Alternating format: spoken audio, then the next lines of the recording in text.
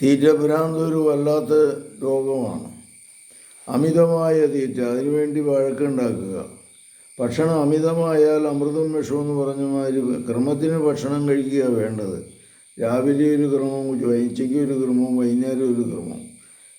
അമിത ഭക്ഷണം ചിലത് രോഗത്തിൻ്റെ തലമായിട്ട് മാനസിക രോഗം ഉള്ളവർ, പിന്നെ മെൻ്റലി റിട്ടാർഡ് ആയിട്ടുള്ളവർ, ചില വൈകല്യങ്ങളുള്ളവർക്ക് അമിതമായ ഭക്ഷണം കഴിക്കുന്ന തരമുണ്ട്. പിന്നെ ഇതൊരു പരിശീലനം പോലെയാണ്. ഇങ്ങനെ അമിതമായി കഴിച്ച് കഴിഞ്ഞാൽ വീണ്ടും ആ സമയമാകുമ്പോൾ അത്രയും ഭക്ഷണം കഴിക്കണമെന്നുള്ള തോന്നലുണ്ടാവും. ചിലത് ഇതേമാതിരി ഹോട്ടലിൽ പോയി അടിക്കുന്ന സ്വഭാവം വന്നു കഴിഞ്ഞാൽ എന്നും ഹോട്ടലിൽ പോയി കഴിക്കണമെന്നുള്ള തോന്നലുണ്ടാവും. നാച്ചുറലായുള്ള ഭക്ഷണം കഴിക്കാതെ പരിശീലിച്ച മുട്ട, ബ്രെഡ്, പിന്നെ ഇങ്ങനെയുള്ള കടകളിൽ നിന്ന് വാങ്ങുന്ന സാധനം തന്നെ കഴിക്കുന്ന തലം വന്നു കഴിഞ്ഞാൽ പിന്നെ അതിന് തന്നെ കിടന്നുകൊണ്ട് ഭ്രാന്തുണ്ടാക്കും. ഇന്ന് പല പിള്ളേരെയും അങ്ങനെയാണ് പിടിച്ചേക്കണേ.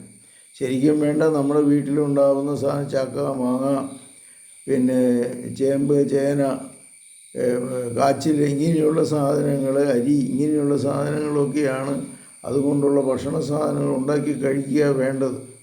വടക്കേ ഇന്ത്യൻ സാധനങ്ങൾ നമ്മുടെ ശരീരത്തിന് നല്ലതല്ല. നമ്മുടെ അതാത് സ്ഥലത്ത് ജീവിക്കുന്ന ആളുകൾക്ക് അതാത് പ്രദേശത്ത് ഉണ്ടാകുന്ന ഫലമൂലാദികളാണ് ഏറ്റവും അതിന് മരുന്നാണ്. ആ ചിന്ത നമ്മുടെ മനസ്സിൽ വന്നുകൊണ്ട് ഇന്ന് ജീവിതശൈലി രോഗം കയറി പിടിക്കാതിരിക്കാൻ പ്രത്യേകം പരിശ്രമിക്കുക. ചിലത് ഒരു പൈശാചിക ബന്ധനം പോലെയായിട്ട് മാറാറുണ്ട്. അതിനു വേണ്ടിയിട്ട് വീട്ടിൽ കിടന്ന് ബഹളം ഉണ്ടാക്കാറുണ്ട്. കർത്താവേ, തീറ്റഭ്രാന്തിനെ അങ്ങയുടെ സന്നിധിയിൽ സമർപ്പിക്കുന്നു. ഈ അമിതമായ ആസക്തിയിൽ നിന്ന് മോചനം നിയന്ത്രിക്കാൻ, മറ്റുള്ളവരുടെ സഹായത്തോടുകൂടി നിയന്ത്രിക്കാൻ ഭക്ഷണം ആദ്യം പകുതിയെ കുറയ്ക്കുക. അങ്ങനെ കുറച്ച് ക്രമത്തിനാക്കുക. ഇങ്ങനെ ഒരു ശീലം ഉണ്ടാക്കുവാനൊക്കെ ഇവർക്ക് നൽകണമേ. ഇവരുടെ ഈ പൈശാചിക ബന്ധനത്തിൽ നിന്ന് മോചനം നൽകണമേ. രോഗശാന്തി നൽകണമേ. പരിശുദ്ധ പരമദിവ്യകാരുണ്യത്തിന് നേരവും ആരാധനയും സ്തുതിയും പുകഴ്ചയും ഉണ്ടായിരിക്കട്ടെ. ഈശോമിശിഹായ്ക്കും സ്തുതിയായിരിക്കട്ടെ.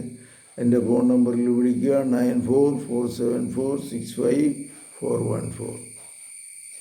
ഈശോമിശിഹായ്ക്കും സ്തുതിയായിരിക്കട്ടെ.